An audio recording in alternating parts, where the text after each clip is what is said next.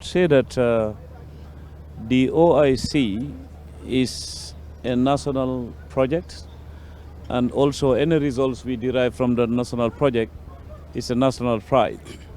So we are all together in it. Yes, I am the Deputy Chief Executive Officer, fine, but there cannot be a leader without people behind you and without processes around you and a structure and you are putting your feet on.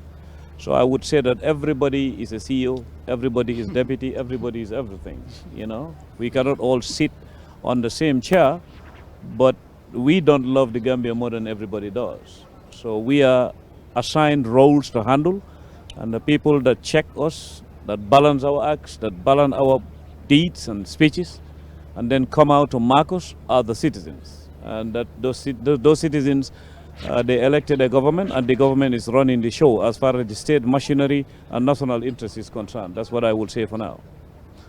May 4th, May 5th has been on our lips for a couple of years ago, Yes. that the Gambia will be hosting the OIC. Yes. Finally, it has happened. We've seen many presidents from outside the country, Yes. including our neighbors, Senegal, who all came here. And of course, later today, we are expecting a speech from the Minister of Justice, Dawda Jallow, about the significant steps the Gambia has taken in the Rohingya case.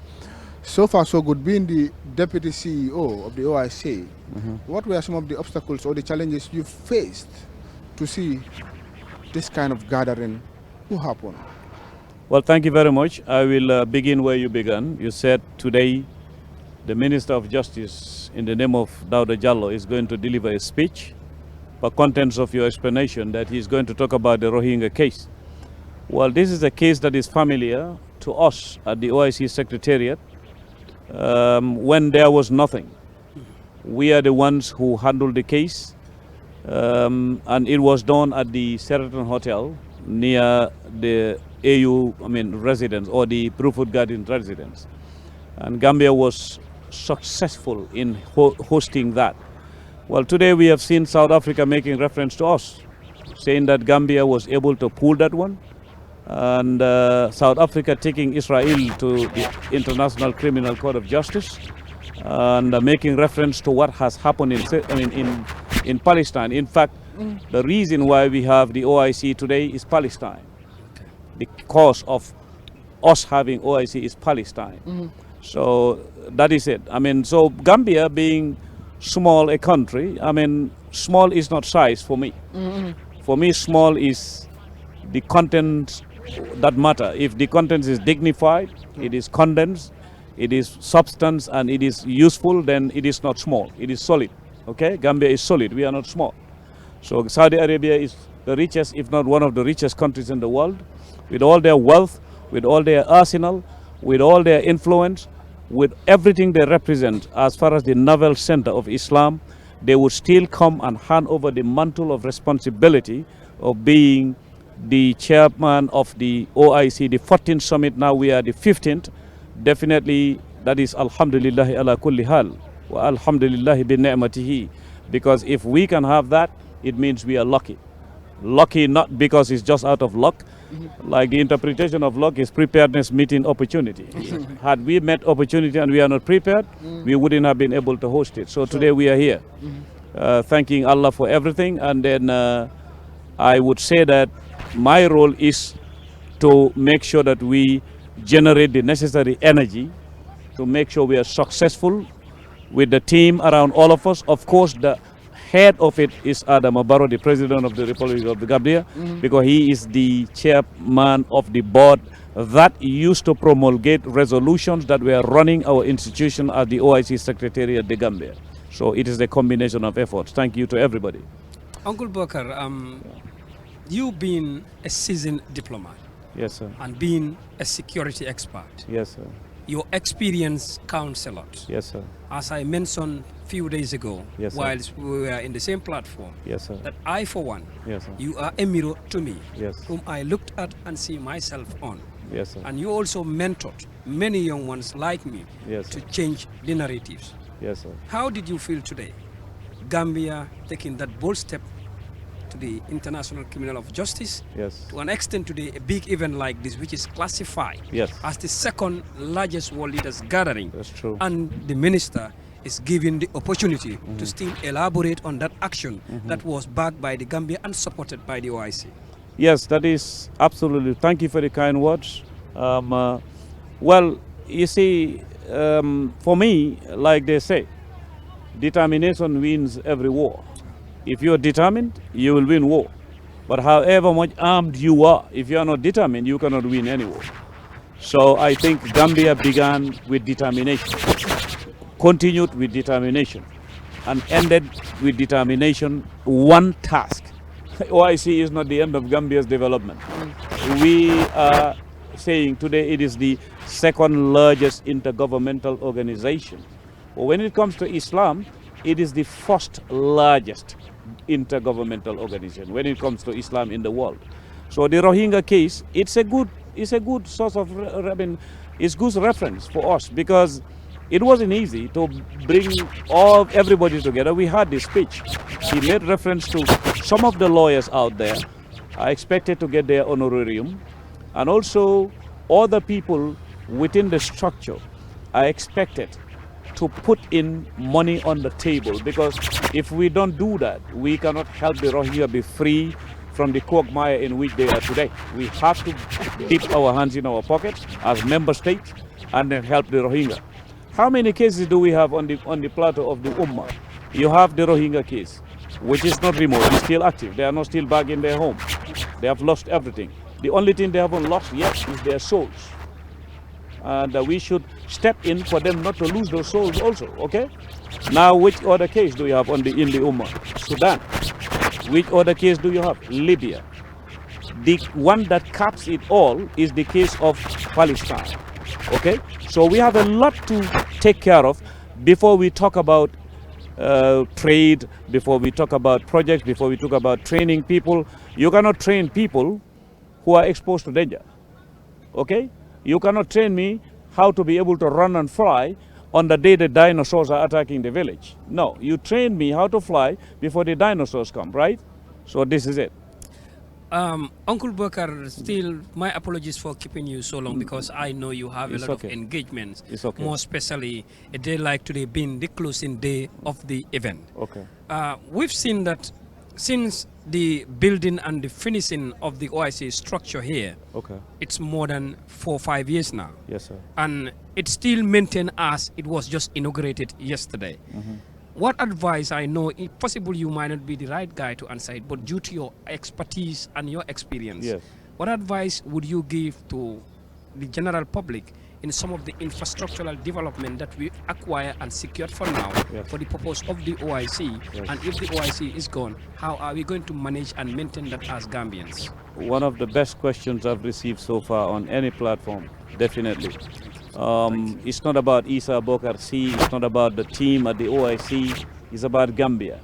You see, these structures we have, I said it here, I said it on other platforms, that no head of state has a plane that is big enough to go away with our battle hardened highway. They don't have room in the plane to carry it.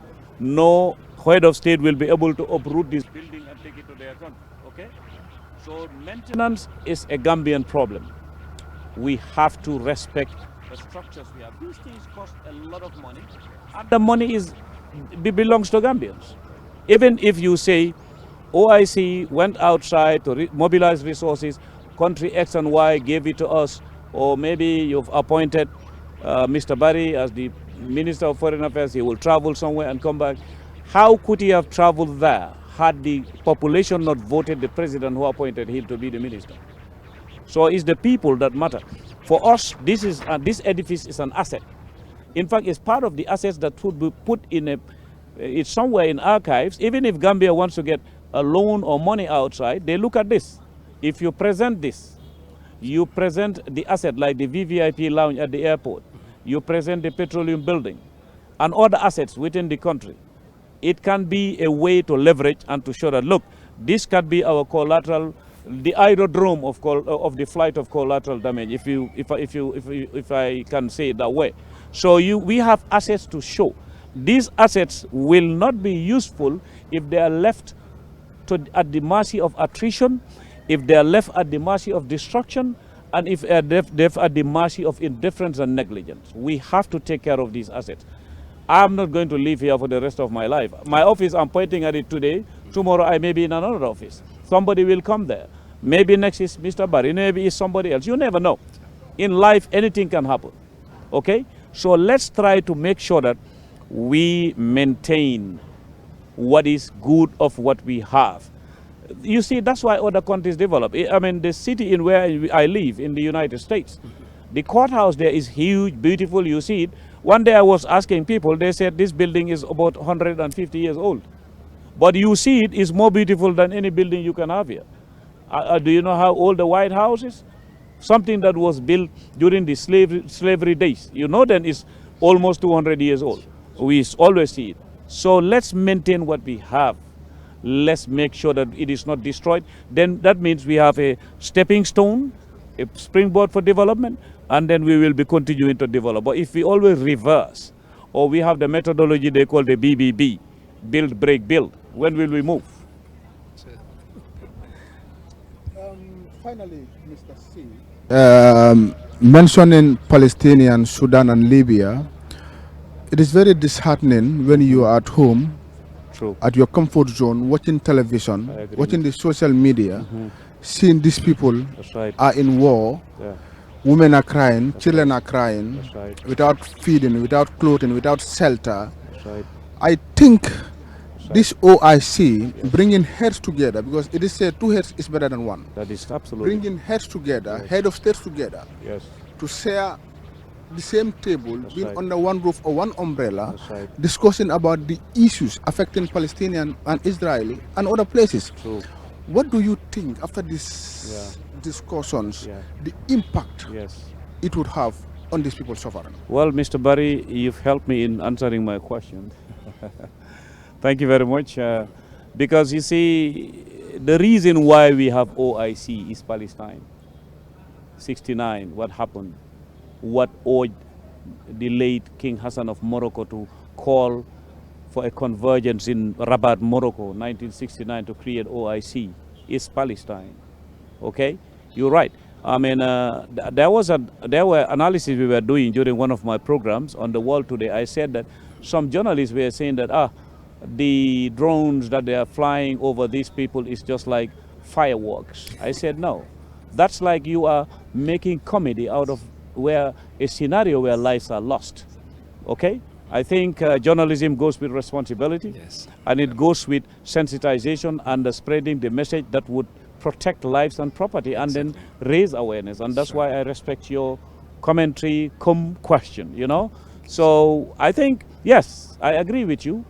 And also what I would answer to the other part of the commentary, which was a question, yes, this summit is going to come out with a conclusion that will show to the world that no member state would be ready to tolerate the loss of life every day, every night, as if the people dying are not human beings. No, we cannot tolerate that. You understand? So definitely the whole world will rally behind the chairmanship of the Gambia, and then make sure that we will use diplomacy. Of course, bombs, like one Sheriff said, he's a Gambian, he said, Safara do face Safara. You know, bombs don't put off bombs. Okay? They don't deter bombs, because if you bomb me, I'll bomb you. If you neutralize my bomb, I'll work very hard to neutralize yours too. But if we use diplomacy, we use prayer, but we use, the most important is not all that. The most important is justice. Yeah. Thank you. Thank you, sir. Finally, thank you so very much for your time, and we really appreciate this, to come in and enlighten the general public about the OIC, especially the Rohingya and the Palestine case. Thank you so very much. Thank you very much. Mr. Kaur, I think we will draw the curtain here, and next will be our CEO will be interviewing Honorable Papanjai. That will be shortly live on Star TV. Keep following us, Star Television. We are here at the South Outer Kairaba Conference Center in Bijilo from the past days. Today is the 5th of May, and the Gambia is hosting the Islamic Summit, which is called the 15th session of the Islamic Summit Conference. We'll be back with more panelists. Stay with us.